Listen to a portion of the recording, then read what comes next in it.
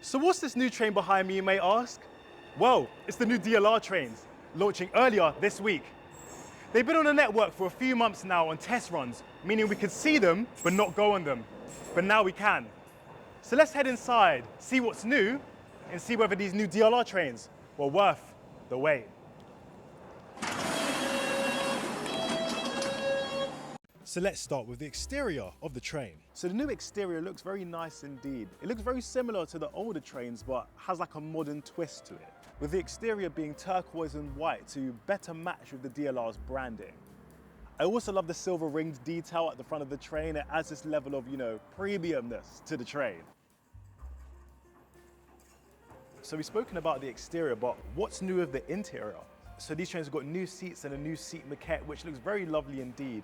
The seats are nice, but they're firm. I feel like over time they'll soften up and there'll be a better cushion for your bottom.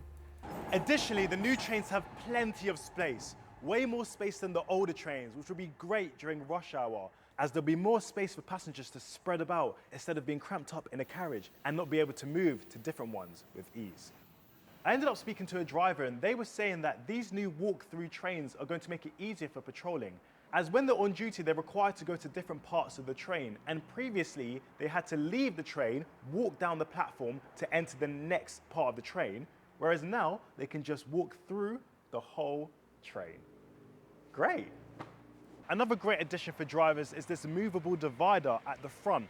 So when they're required to drive the train, there's a physical barrier between them and the passengers, which is great.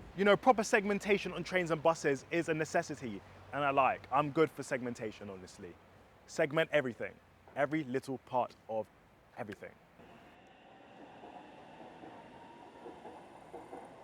They also updated the control panel, which is now raised and has more features for the passenger service agents.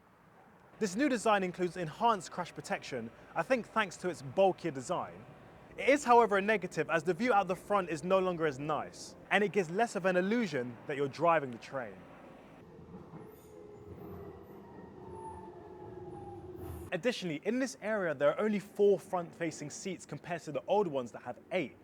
So if you're able to grab one of these seats, you're very lucky indeed. And if a PSA is not in this area, you have the ability to have a fold-down armrest, which is very fancy indeed.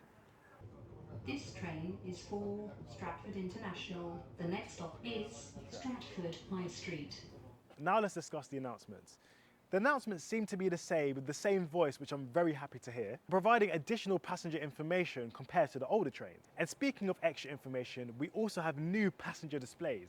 Gone with the dot matrix displays and in with the new LCD displays. Very colourful indeed. Additionally, they have these other displays.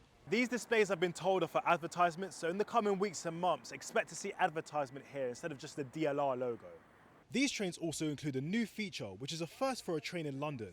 These are the illuminating door lights that light up green when the doors are open and flash red when the doors are closing, as well as air conditioning, more wheelchair and standing space, and USB chargers. However, it's USB Type A, not Type C, and there aren't many of them on the train.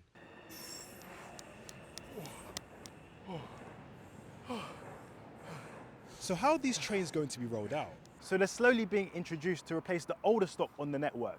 Once this has been completed, they will increase the frequency on the DLR network, utilising the extra new trains they have ordered.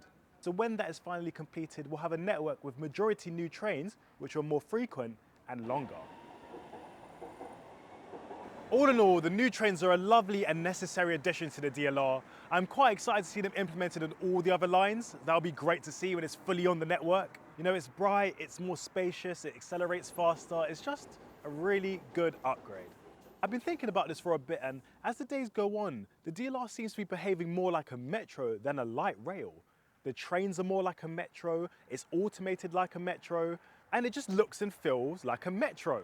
Maybe it's time we change it from Docklands Light Railway to Docklands Metro. DLR to DM. Well, I think DM's already taken, actually.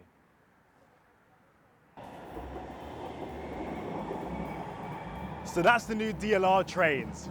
What do you think of these new trains, and do you think they're a significant upgrade from the older ones? Anyways, thanks for watching, and I'll see you in the next one.